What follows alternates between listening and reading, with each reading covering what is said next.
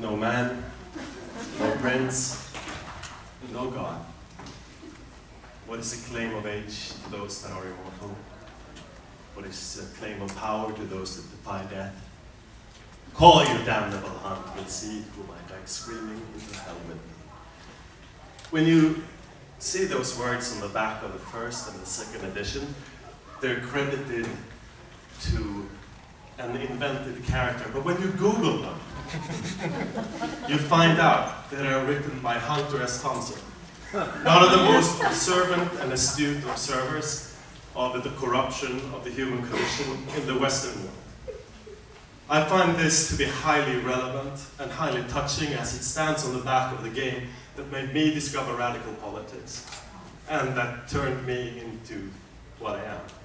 I think that Andrew Greenberg and Margaret Hagen had a lot of fun with their notes, and they included a lot of real world material in what they wrote. To me, it's a pleasure, a lot of fun to be here to bring you back to where it all began.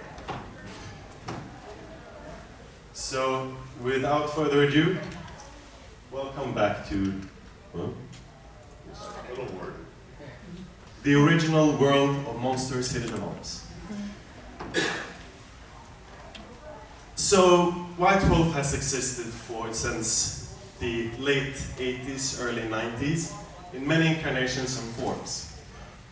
We are giving it one last ride, one last attempt to become a global, participatory, transmedia storytelling phenomenon. Our ambitions are huge, we are hungry, we're young, and we're in a completely new place where we've been for the last 20 years. Stockholm, Sweden. So what happened? This happened. For a long time, White Wolf Publishing was based locally in Atlanta, Stone Mountain, Atlanta, until it was bought up by Icelandic CCP with the ambition to make an MMO, which I worked on for the last year. It failed. And those two disappointments, first the fading of the World of Darkness, and then the lost hope of having a digital adaptation of it, it was a moment of heartbreak. But now, Paradox Interactive, a digital computer games company that you may be familiar with, by titles like Europa Universalis and Hearts of Iron and so on, grand strategy games, have acquired White Wolf and turned it into a fully independent entertainment company that is free to work with any licensor on the face of the earth without limitations, and continuing our grand corporations with all the people that have kept this brand alive throughout the dark years. So short things about my own journey with World of Darkness. For me, it started back in the 90s in Umeå, in reading Interview with a Vampire, and playing the Swedish version of World of Darkness, Kult, which had an adventure set in New York about vampires, which was heartfelt and dark and a deeply transgressive and terrifying experience. This is the game that was like the most moral panic around ever. When I ran it together with Vampire the Masquerade in a sort of mashup, and ran for a long time. Things like Lost Souls became my life, and the unavoidable thing happened that happens to a lot of us that encounter the World of Darkness. I went out of the basement and into goth culture. That is me. I had makeup on for I think 10 years straight. I saw myself as I want to be a petite goth, so I had the pure hair and all that. This is Karim, one of our co-workers, who was always more sexy than me. So to me, Vampire led to this. It led to me growing up. It led to me being social and discovering the darker aspects of the world as have for many other people. My first grand vampire log, or probably the first attempt to do like a Nordic style vampire game, was this Holiday set in a courthouse in Umeå, building from the 16th centuries. It was like 100 mortals and maybe 20 vampires who were going to select the next generation to embrace. And this was a highly pretentious game about like the price of power and politics and so on, inspired by the grand tradition of heavy subjects in the game. But I think there's another aspect to it that one of our collaborators, that was the graphical designer, discovered that if you sort of throw around the letters in it, it spells like nerd poet. And this is important. I mean, this is our avenue of exploration without bars being able to be pretentious and wonderful. So yeah, I went on to do a bunch of storytelling experiments in the borderland between television and ARGs and live-action role-playing. All of them are kind of unofficially set in the world of darkness, but don't tell Swedish television that. Or White Wolf, but yeah, I can see myself now. This ended up with us winning one of those Emmy things for Best Interactive Entertainment, and the thing that always happens did. So Hollywood called, and I went on to do digital launch for Joss Whedon's Dollhouse, worked with Tim Kring on the Nokia project, and all sorts of other bizarre shit, while doing all of these other beautiful LARP things. I worked with Bjarke on Hamlet, I worked with loads of other people on Carolus Rex, spaceship games and so on, as mentioned. But always, I kept on reading this stuff. I kept on reading World of Darkness religiously, and it always influenced me. And I've always been like, say, a critical fan. It's like, it's just not quite done right. And it's like, I didn't have the motivation to jump back in headlong until Shane DeFries, the creative director for the new By Night Studios book, called me up and said, "Hey dude, you're Dracula." What? So here's the actual real truth of why I'm here and lead storyteller. It's because of my looks.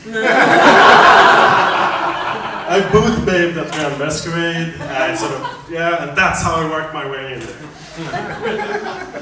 And this is the pivotal moment. Coming there, seeing One World by Night, Mindside Society, all of those people in the same place, in the same world, in this beautiful space, and realizing the world that I dreamed about that never manifested when I was 20 years old, it's still there, and it's more beautiful than ever.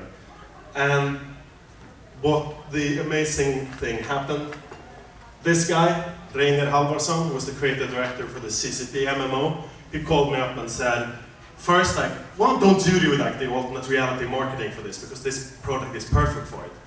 And then he changed his mind and said, why don't you come here and be senior content for the MMO?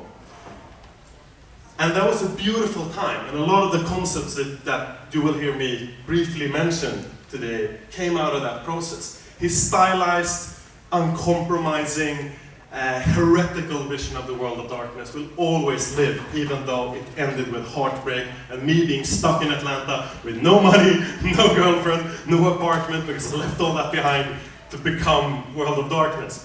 That was a dark time. But I don't give up easily, and you don't fire Dracula. So I called up my friend Fredrik Wester and said, hey, I know you're looking into IPs, you know, there's this fairly little, small, tiny thing called World of Darkness which might be on the market.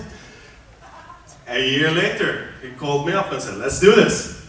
7 months of grueling negotiation later, which was basically only saved by Andy Nordgren, who's a LARPer from the Nordic community, who's the executive producer for EVE, who's able to back-channel the deal with us for 7 months and make it clear.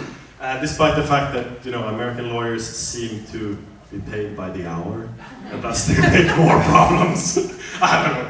But yeah, it happened a second time. It's like, all right, and here we are. So that's the first question I usually get. How the heck did we end up here? Well, this is kind of the answer.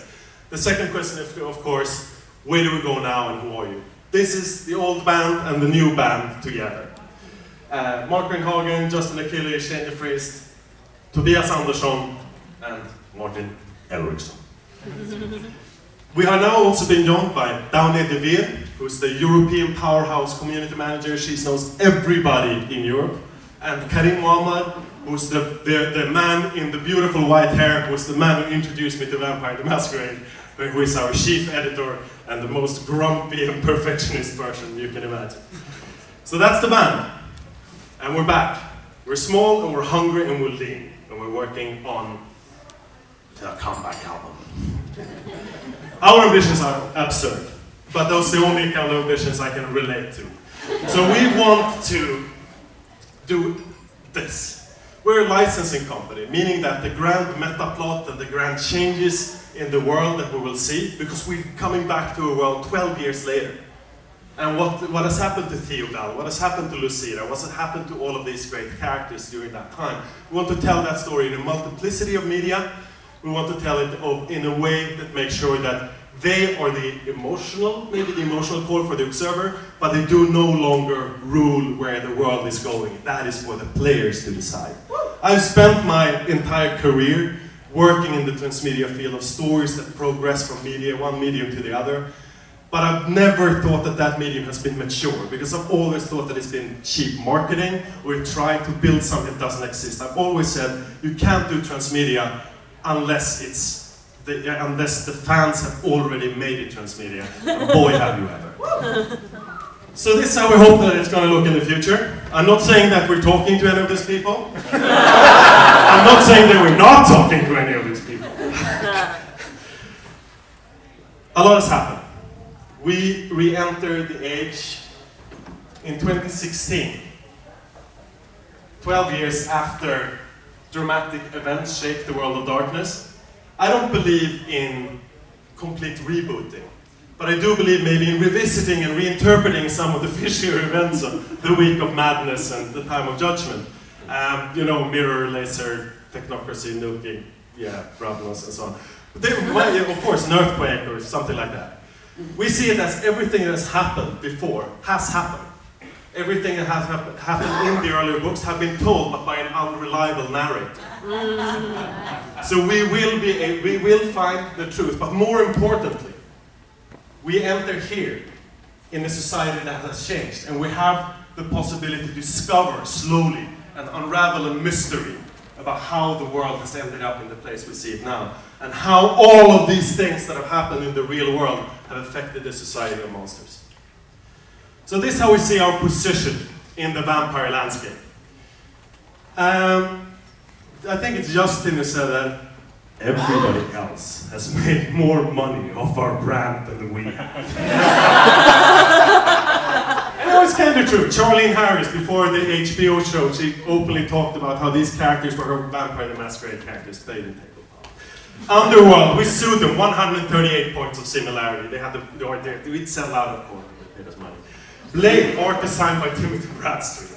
And yeah, original, same name of the Vampire Prince of New Orleans and all sorts of bullshit. Twilight was, it's in a state where like, it was so common to play vampire games, you must have stumbled over them.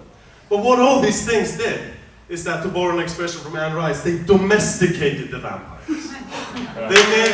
They made them safe, they made them romantic, they made them less monsters, and that is not a service. That is a lie, and it's a betrayal, and it's dangerous, and it's not good. It's not good culture. That's not a vampire. This is our core foundation.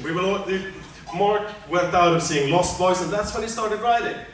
Catherine Bigelow's Near Dark will always be the definition of a core part of vampire. David Bowie and Catherine Deneuve is possibly the best vampire couple in history, and that opening scene with Bauhaus will forever be a part of it. But yeah, we don't think that everything that happened is bullshit and bad. We think there are new things that we look to that happen independently of us. And there's some things, not the sci-fi movie Ultraviolet, but the BBC show, which is about what if part of MI6 knew about this. And a girl walks home alone at night, Iranian vampire movie, excellent. Let the Right One In, of course, speaking about difficult issues, interpreted through the lens of vampires. And Wir sind die Nacht, We Are the Night, which is basically an all-girl kick-ass version of Near Dark, set in Berlin club scene. And what the heck is Buffy doing there, you might say? To me, that is the absolute core, because Joss Whedon says that Buffy is about making the demons of high school real demons, and telling stories about real issues. And there's like way better characterization, way better thematic heavily content than any of this bullshit. Finally, Only Lovers Left Alive, perhaps the ultimate vampire first edition movie, as a beautiful story about really, really, really long relationships. So yeah, that's our position. And we want to reclaim the fact that we gave birth to this shit. It's like, we got this. It's like, we need to be proud. Every time I say this, just like a lot of other fans, I feel dirty and violent. It's not okay. So yeah, what do we find is the core of World of Darkness? Like, when we take a step back now and look at it. Yes, this is the truncated bus, yes. It's a different power fantasy. Most computer games out there is about getting a bigger shoulder plates, bigger caliber gun, longer health bar. And that's not what I'm worried about. It's about the social contacts. It's about the network of loyalty. It's about betraying your friends. It's a social power fantasy, not a violent power fantasy. It's always more than violence. Every fourth session maybe contains violence or something like that. It's the planning to getting up to it. It's using things smartly. It's about positioning.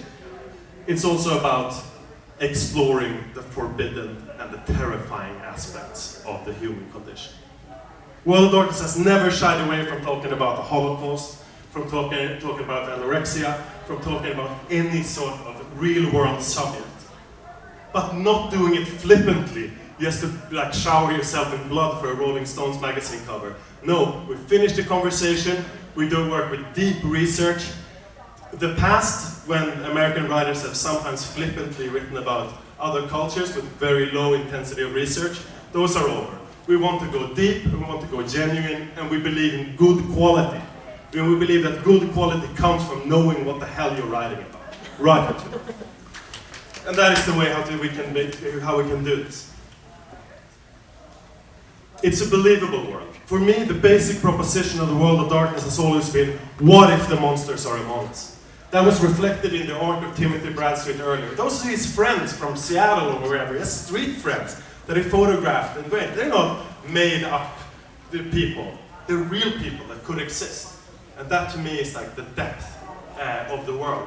That's the easy way to describe it. It's here and now, monsters are among us. Where are they? We can point out the injustices of the world by giving them thanks and putting our attention to them. This is how I discovered a lot of the injustices of the world. It's how a new generation can discover the darkness among us and do something about it. And yeah, since Bjarke very kindly spoke a lot about the end of the line, which was like a half of my talk, I have now extended my talk quite a bit to be about this part instead. And yeah, I will just super quickly mention some things, and then maybe we can watch a little movie. Let's see first. Okay, so vampire is about the price of power. Werewolf, the price of changing the world with violence and the problems of radicalism. Mage, freedom or security, a world of infinite possibilities or one of safety. And also one thing about Mage that I find is amazing. If you look at first edition Mage, and you look at sort of the bizarre tech and the drones and the hit marks with chain guns on them, well. Yeah, verisimilitude and realism doesn't have to remove the kick-ass and weird bizarreness things because you can kind of buy them on eBay. Yeah. And yes, reborn, not rebooted. If I want to do one parallel to another, like relaunch it, would be Doctor Who, perhaps. Revisiting a beloved IP, taking it from a modern standpoint, a relationship-driven standpoint to begin with. But all the old fans knew that sooner or later the Daleks are going to arrive. And so you can begin small, you can begin local, you can begin from a perspective.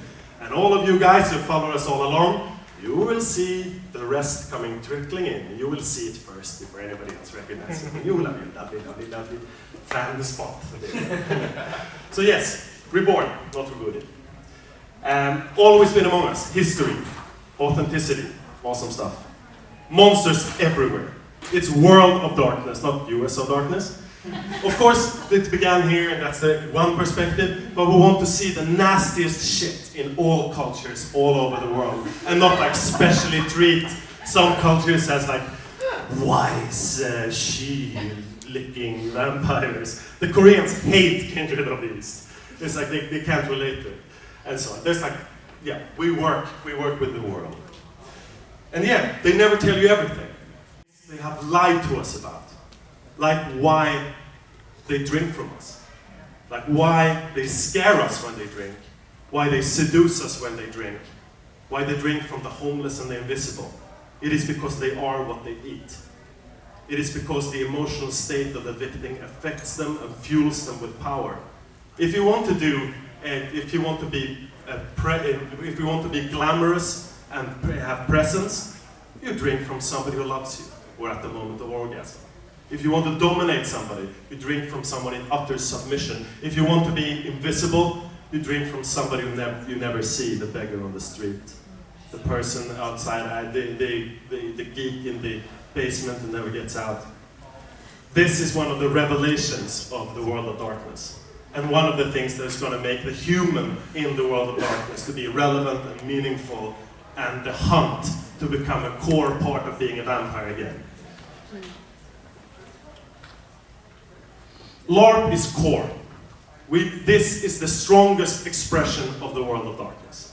While tabletop is played and is still being published, what has kept this world alive is LARPing, and we know that. That is why the 3 first licensed products from White Wolf were live action role-playing games. So, very quickly, we're continuing to work with Mindside Theater. We just had a talk about the crossing point between tabletop and LARP. This is it. This is the perfect expression of that. And we'll see more experimentation, more guidelines on how to use it as a live tabletop role system, a walking tour system, to do it scene by scene, etc. Maybe in appendixes, maybe in separate books, but expect to see more interpretations on how to use the beautiful, competitive, MMO-like structure of Mindside Theater, which will always be the core and the mainstay of our LARP work. But we also want to bring in Nordic LARP. I hated the term.